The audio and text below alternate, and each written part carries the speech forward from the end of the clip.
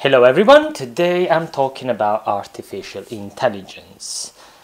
Or well, forget about that because actually artificial dumbness is much more interesting, so I'll be talking about that instead. So this is another video about Quasi-human, a scientifically accurate fiction. In these videos I'm going to explain a little bit more about the scientific topics contained in this story, and well, you don't need to know this book to understand these videos, but there is a link up there that explains you everything if you ever want to learn about it or read the book itself. So fascination about AIs has been booming in the last few years. We've been hearing about computers making up entire new languages, or beating some guy at board games, or even making up Halloween costumes. But if we want to avoid falling into some science fictional misconception, we need to understand what are the limitations of these techniques. So today I want to talk to you about how brilliant AIs are by telling you how dumb they are. So first things first, an AI is a computer program, which means a bunch of code written by some guy or some girl, probably in their underwear.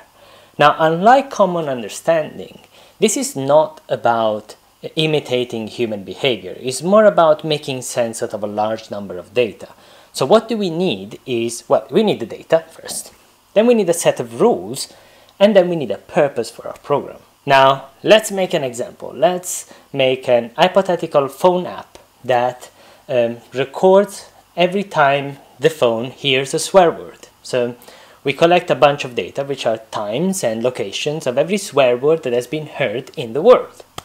Now, if I was to ask someone to look at this data and tell me what he understands out of it, I would probably just collect another swear word.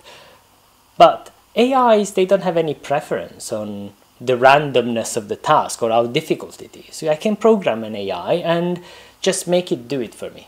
So we have the data now. We want a rule. We want a rule to make our AI understand when it has found meaningful data. Okay?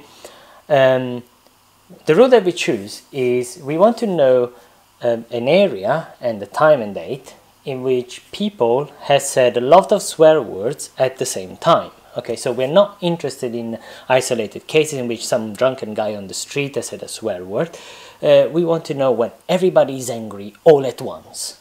So we start using our AI and we begin with some parameters that we put ourselves. We decide to look at bubbles of 200 miles radius every day.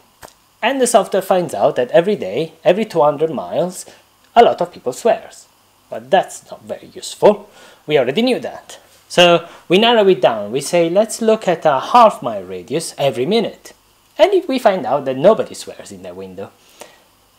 So what we do is that we leave the software to learn by itself. So the software now is capable of tuning its parameters back and forth until it finds a meaningful answer, which is our purpose. And after a million cycles back and forth tuning its blah blah blah, the software gives us an answer. And this answer is that every day, in every city, between let's say 8 AM and 9 AM, and between 5 PM and 6 PM, there is a lot of swearing happening on the streets. Which is very useful, because now we have statistical proof that rush hour causes a massive amount of stress. So now we have a functioning AI that identifies patterns of our swearing habits that might be useful in understanding better our lifestyle in terms of general lifestyle. But we can go further. We can teach our AI to identify situations in which a lot of swearing is happening at the same time, blah blah blah, but these swearings now, they don't fit any of the previous patterns. So we look at these cases and we double check with local newspapers, okay? And we realize that at that time and date in which all the swearing happened, there was a robbery, or there was a shooting, or there was an earthquake, or something like that. Well, this is quite brilliant, because out of the nonsense of all that data that this app has collected, we not only found situations in which we can understand better our lifestyle, but we also found localized moments of danger that might be interest for local authorities. That's quite brilliant. So it's obvious that for a human it would have been difficult even to imagine that data about swearings could have been useful for anything but finding Italy and France on the map. However, the magic that our AI had worked out couldn't have been possible without human imagination. As a matter of fact, the AI didn't care that the patterns it had found were actually useful or meaningful. Okay, we can make AIs that do loads of things. We can make them win at Go or chess or even Cards Against Humanity if you want. But the AI doesn't know why it's winning. It doesn't gain any pleasure out of it. So what our AI is missing is the primordial fundament of all morality, a reward system. Something that makes us feel happy when we have good behavior or something good happens to us, and makes us feel sad when we have bad behavior or something bad is happening to us.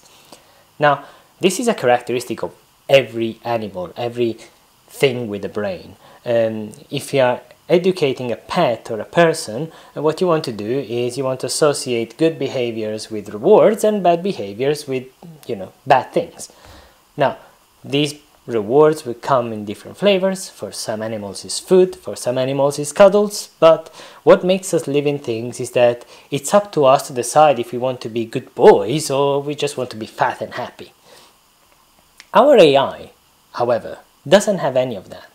All it does is solve the task without any reward or any expectation of reward whatsoever. So can our AI earn that reward system? Is it going to destroy our world because it doesn't feel anything? Is it stealing our job? Well, no, mostly no, not to all those questions. Actually, there is some people who have programmed a reward system inside an AI, but that would still be a simulation. It's more about the learning process than it is about actual selfishness and reward, okay? As we intend it, I mean. On the other hand, AIs often work with very narrow sets of data, very narrow bits of our reality. So they don't really get the big picture to make any actual decision. Now, the future of AI is probably going to be one of coexistence with humans. AIs are much better at analytical thinking and finding patterns where, for us, for example, it doesn't make any sense. On the other hand, AIs lack the understanding of whether something is a good or a bad idea, which means our future job won't be the one of performing a task or creating an object, because there probably is a machine that is better and faster than us at doing that. But we still have to teach our AI how to perform the task, and this means our future job is probably going to be the one of a teacher. Now, isn't that wonderful? I hope this video clarified to you what AIs actually are and what to expect from them in the future. Now you can sit down and ponder about all the stuff AIs already do for you and realize that the day in which computers are taking over the world is actually already in the past. Your phone, for example, has become a little AI buddy that always knows the best way to get home. Yet, for as smart as it can be, it will never be able to tell where home really is for you. This might all be scary, as all the information that our smartphones are collecting about us can be used by larger AIs to exploit our shopping habits or condition our political allegiance. But despite all the power that we're giving to these computers, the ultimate switch to the apocalypse is still in the hands of humans, mostly. Well, sometimes oranges, I can never tell, but anyway. The moral of this story is that it's still up to us to use these technologies as a tool for personal empowerment, other than allowing them to determine our own lives. If you like this video, please consider subscribing to my channel or following me on Facebook and Twitter, where I place more articles about science and AI and everything that might interest you. Also, these videos are all about a book that I authored, which is this one, Quasi-Human, a scientifically accurate fiction. If you're curious about it, or better if you want to read it, there is a link up there for you. Thank you for listening and take care.